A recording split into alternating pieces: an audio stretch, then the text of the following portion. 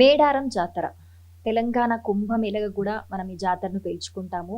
ఒక్కసారి ఈ సమ్మక్క సారలమ్మ మేడారం జాతరకి వెళ్తే చాలు జన్మ ధన్యమైపోతుంది అని చెప్పేసి ఎంతో మంది భక్తులు ఒక నమ్మకంతో ఇక్కడికి విచ్చేస్తూ ఉంటారు. కోట్లాది మంది భక్తులు వస్తూ ఉంటారు అక్కడికి. సో ఇప్పుడు నెక్స్ట్ జనవరి 28 నుంచి మనకి మేడారం జాతర ప్రారంభం కాబోతుంది.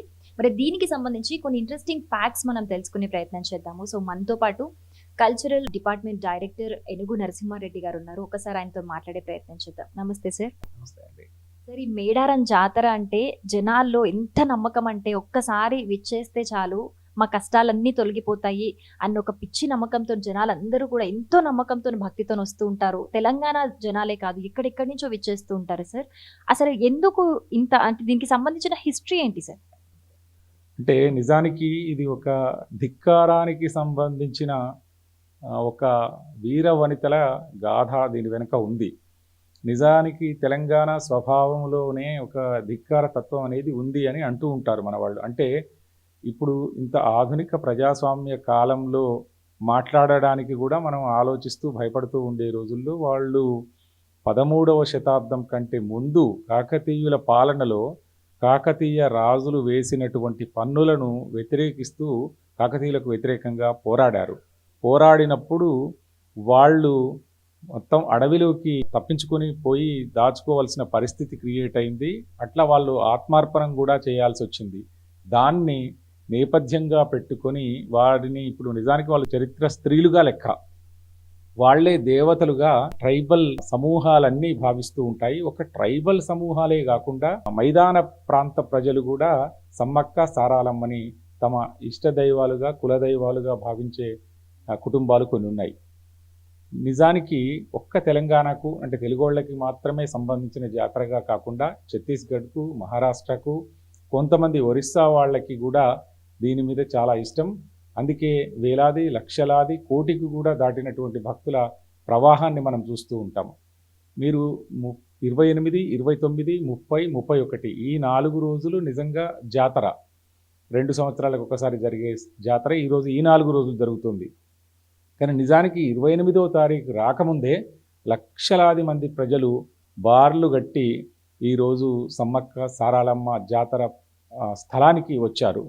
అంటే పగిడిద్ద రాజు తర్వాత సమ్మక్క సారాలక్క వీళ్ళందరూ ఆ 4 రోజులు మాత్రమే అడవిని వదిలిపెట్టి గద్దె మీదికి వస్తారని నమ్మకం ఉన్నప్పటికీ ముందు వచ్చేవాళ్ళు ఉన్నారు. ఇక్కడ ఇంకొక ఇంట్రెస్టింగ్ పాయింట్ ఏంటంటే మనం ఏ జాతరకు పోయినా ఒకరోజు పోతాము. ఈ ఎక్కువలో ఎక్కువ ఒక నైట్ అక్కడ హాల్ట్ చేసి తెల్లారి మళ్ళీ వచ్చేస్తూ ఉంటారు. కానీ ఈ సమ్మక్క సారాలక్క భక్తులు 4 రోజులు అక్కడ నిద్ర అంటే 3 నైట్లు నిద్ర చేసి 4వ రోజు మాత్రమే తిరిగిపోయేటటువంటి ఒక నమ్మకం ఉంది. ఆ నమ్మకంలో మీకు అందరికీ తెలుసు బంగారం సమర్పించుకుంటారు. బంగారం అంటే బెల్లమే వాళ్ళ దృష్టిలో బంగారము. బంగారాన్ని నిలువెత్తు బంగారాన్ని సమర్పించుకునే కుటుంబాలు వందలు వేల కొద్దీ ఉంటాయి. కాబట్టి ఇది దక్షిణాదిన కుంభమేళ అని చెప్పొచ్చు. దక్షిణాదిలో అతిపెద్ద జాతర. కాబట్టి ఈ జాతరకు సహజంగానే ప్రజలు ఎంత ఇష్టంగా వస్తున్నారు, ప్రభుత్వం కూడా అంత చక్కటి ఏర్పాట్లు చేస్తుంది. అంటే ఈసారి ఏర్పాట్లు ఏ విధంగా ఉంటాయి అంటే ఆల్రెడీ చూస్తూ ఉన్నాం మనం గద్దెల దగ్గర ఎలాంటి ఏర్పాట్లు చేస్తున్నారో చాలా వీడియోస్ వైరల్ అవుతున్నాయి. జనాలందరూ కూడా ముందే ఇంకా ఇంట్రెస్ట్ చూపిస్తున్నారు. సో అదే కాకుండా ఈసారి ఎలాంటి ప్రత్యేకత సంతరించుకునే అవకాశం ఉందంటారు? అంటే మేము కూడా నిజానికి పత్రికల్లో తర్వాత మీడియాలో వచ్చే కథనాలను తర్వాత ప్రభుత్వం ఏర్పాటు చేసినటువంటి కార్యక్రమాలను చూస్తూ ఉంటే అది మామూలు స్థాయిలో ఉన్న గద్దెలని కాకుండా ఈసారి గద్దెలని పునర్నిర్మిస్తున్నారు. తర్వాత సమ్మక్క సారాలక్క గుడిని కూడా ప్రభుత్వం నిర్మిస్తుంది. అది చాలా మంచి ప్రణాళికతో భవిష్యత్ తరాలకి గుర్తుండే విధంగా ఆ గుడిని నిర్మిస్తూ ఉన్నారు. కాబట్టి ప్రభుత్వ కార్యక్రమం కింద దీన్ని ఎప్పటి నుండో నిర్వహిస్తున్నప్పటికీ ఇప్పుడు ప్రత్యేకంగా శ్రద్ధతో నిర్వహిస్తూ ఉన్నారు. ఒకటి దీనికోసం రోడ్లు కొత్తగా మరమ్మతులు చేస్తూ ఉన్నారు. తాత్కాలికమైన టెంట్లు వేస్తూ ఉన్నారు. అక్కడ నిజానికి పారిశుద్ధ్య కార్మికులని చాలామందిని డిప్యూట్ చేస్తూ ఉన్నారు.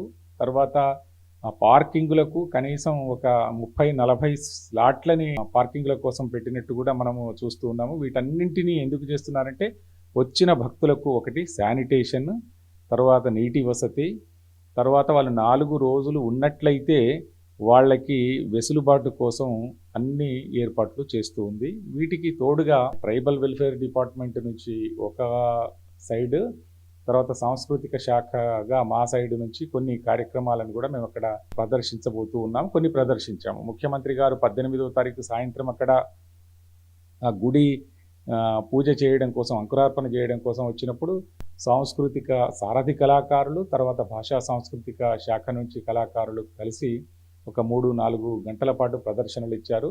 తర్వాత యాక్చువల్ 28 నుంచి జరిగే ఆ ప్రోగ్రామ్స్కి, ఆ 4 డేస్కి కోసం కూడా కొన్ని కల్చరల్ ట్రూప్స్ని మేము డిప్యూట్ చేస్తూ ఉన్నాము.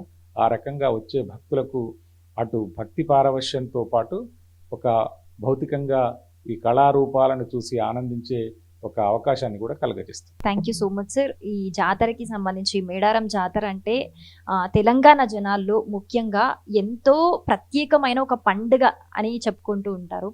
సో దీనికి సంబంధించి ఎన్నో ఇంట్రెస్టింగ్ ఫ్యాక్ట్స్ మాకు తెలియజేసినందుకు థ్యాంక్ యూ సో మచ్.